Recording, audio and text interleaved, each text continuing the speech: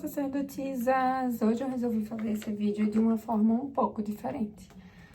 Na verdade, essa é a única forma que eu tenho de fazer vídeo hoje. E como a gente já está há alguns dias sem conteúdo novo, eu decidi que ia fazer assim mesmo. Então, vamos lá, eu vou fazer aqui uma espécie de maquia e fala, enquanto vamos abordando aí todos os temas que amamos. Hoje a gente vai falar sobre um encontro que parece, né, amor, romance, magnetismo, mas que na verdade é um grande portal de transformação mesmo. Esse é o encontro da mulher Perséfone com o homem Hades. E se você quiser, né, se você sentir, como sempre eu falo, se você sentir aqui enquanto eu falo que você vive uma relação desse tipo, com essa dinâmica, e você precisa clarear melhor as coisas, você precisa entender melhor as coisas, você pode enviar para mim uma mensagem, a gente abre aí uma leitura de tarô terapêutico. O link para falar comigo tá aqui na descrição. E é isso. Tem diversos outros caminhos de cura também. Então, limpeza energética, divórcio energético. Mas o ideal é que você fale comigo para que a gente possa entender aí quais são as dinâmicas que estão se repetindo, o que é que precisa ser cortado. E, enfim, bora lá pro vídeo pra gente não enrolar mais aqui. Perséfone, ela é um arquétipo, né, de jovem, principalmente ali no início do mito mais famoso dela, que é justamente esse mito do rapto, né. Inicialmente, na verdade, ela era Coré. E aí, depois que ela passa, né, por esse portal de transformação do rapto, da relação com Hades, ela se torna a rainha do submundo, né? Ela desce pro submundo, ela encontra as próprias sombras, ela aprende a crescer e ela vira, né? Ela se torna rainha. Mas, antes disso, Perséfone é uma mulher sensível, doce, muito perceptiva. Ela é uma sacerdotisa, né, de verdade. Mas ela não sabe da própria força. Ela tem autoridades acima dela, principalmente ali a mãe, né? A gente poderia dizer que ela tem um complexo materno. Mas não vamos abordar isso nesse momento, não. Já Hades é aquele homem profundo, é aquele homem magnético, ele é o deus do submundo, então ele é profundo, magnético, misterioso. Ele não encanta pela alegria, realmente ele encanta por esse mistério que ele desperta. Então, Hades se apaixona por Perséfone e em um rapto, né, ele leva ela para o submundo. Não é que ele leve ela para amá-la, né? Ela não vai para o submundo só para isso. Ela vai para o submundo para que ela também se descubra, para que ela conheça partes de si mesma que ela ainda não tinha acesso, justamente por viver muito ali, na sombra da mãe. No submundo, Perséfone descobre quem ela é quando ninguém tá olhando. Ela descobre o poder dela que estava guardado, né, digamos assim, o poder dela que ela transferia para as figuras de autoridade, porque ninguém desce para o submundo, né, para o reino das sombras do inconsciente e volta igual. Então é justamente esse processo que acontece com ela. Então, para a psicologia junguiana, Perséfone representa a mulher que tem um coração grande, né? Ela é muito coração, ela é muito sensível, ela é intuitiva, mas ela também quer agradar para ser aceita. Ela não sabe colocar limites, ela não sabe da própria força, como eu já tinha dito antes. Ela evita conflitos, muitas vezes se molda ao que os outros querem, né, para evitar esses conflitos. E principalmente, assim, ela não sabe lidar com a própria sombra, né? Nesse momento de vida aí, ela é uma menina.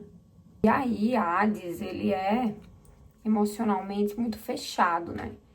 Ele vive muito dentro de si, assim. Ele é difícil de ler, de entender. É misterioso, né? Como a gente já falou antes. Ele é profundo, mas não é 100% disponível. Ele é magnético, mas também não acolhe, né? Ele tem dores que ele mesmo não encara, não tem coragem de encarar. E aí ele desperta nela, né?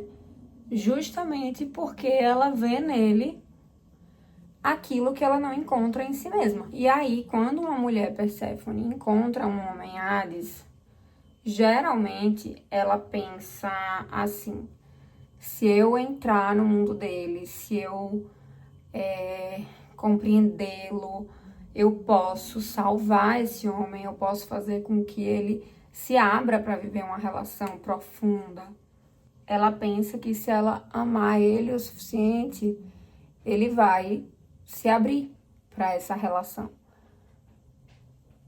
É aquela idealização mesmo, né, da psique que ainda tá ali muito infantil, né, que idealiza muito a relação amorosa, que tenta achar aí um príncipe encantado e aí dá de cara com esse homem que desperta todo esse sentimento nela, mas que não sabe sustentar.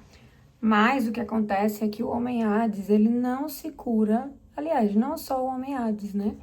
Ninguém se cura pela luz do outro. Ninguém se cura pelo quanto você decide insistir naquela pessoa. A gente, né, de forma geral aí, só se cura quando a gente decide descer, né, para o submundo, quando a gente decide olhar para as nossas dores, quando a gente decide olhar as nossas sombras, quando a gente tem coragem para acessar esses conteúdos. E ele não tem. E aí, nesse processo que ela vive de tentar salvar ele, ela se perde, né? Ela tenta segurar esse homem que não segura, que não consegue, né, ser segurado, vamos dizer assim.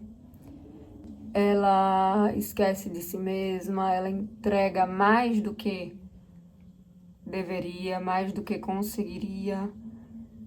Ela muitas vezes se abandona para viver essa relação. Então, essa é a dor da Perséfone que ainda não foi integrada, que ainda não cresceu, né? Que não saiu aí desse lugar de criança.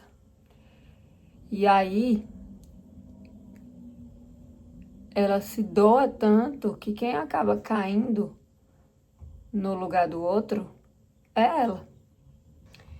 E o problema não é o homem Hades, né? É o que ele faz ela sentir. Porque ele é o espelho perfeito da carência dela, da vontade de ser vista, do medo de não ser suficiente, do hábito de tentar conquistar amor, a necessidade de provar valor, da ideia de que amar é sofrer. Por isso que ele encanta tanto. Porque ele toca na ferida. E quando ele toca na ferida, se abre um portal de cura, né? E aí, você, né, ou as mulheres que vivem essa dinâmica, entram nessa relação como Perséfone, mas pode sair como uma rainha, né? Depois da transformação que Perséfone vive lá no submundo, ela se torna a rainha do submundo. Hades é o deus do submundo. E aí, no mito, Perséfone volta à superfície, mas ela volta com força. Ela volta sabendo o que ela quer, ela volta sabendo quem ela é. Então, agora a gente tem uma presença aqui. Olhe lá pro vídeo, filho. Então, ela volta entendendo a própria sombra, né? É a sombra? Muito grande. Com consciência, sabendo quem é, sabendo o que ela merece. E branco. Porque muitas vezes o homem Hades, ele não é o destino, ele é parte desse movimento de transformação. Pegando o olho de Miguel. Esse mamãe que passa no olho. Filho, não faça assim não. Muito grande. Ele é, na verdade, o gatilho, né, o ponto inicial da transformação dessa mulher. É como se o homem Hades ensinasse a gente a descer, né, para o submundo, a nos encarar. Mas quem aprende a subir de volta é você. A Perséfone madura, ela aprende a dizer não. Ela aprende que ela não tem a função de salvar ninguém. Miguel tá falando aqui no meu lado, tá? Mas eu vou terminar esse vídeo. Ela para de confundir intensidade com amor. Ela reconhece que o que dói não é amor, é ferida. E ela volta pro próprio trono inteira. E a partir daí, ela cresce e para de aceitar migalhas emocionais. Então, se você se identificou aí com esse arquétipo de Perséfone na sombra, você não tá vivendo um amor impossível, você tá vivendo uma iniciação. Você tá vivendo um processo que inicia na dor, mas que pode sim se transformar e te transformar, principalmente. E pode ser aí a fonte, né, de muito poder, de reencontrar muito poder. Então, se você tá perdida aí nessa dinâmica, manda uma mensagem pra mim no número que tá aqui na descrição. A gente abre aí uma leitura de tarô ou algum outro ritual. Eu posso dar uma olhada no seu campo e ver o que o campo tá pedindo para que a gente possa encerrar essa dinâmica de forma consciente. Onde está? Obrigada, meu amor. Dê tchau ali. E para que você possa viver relações maduras, prósperas e inteiras. Um beijo.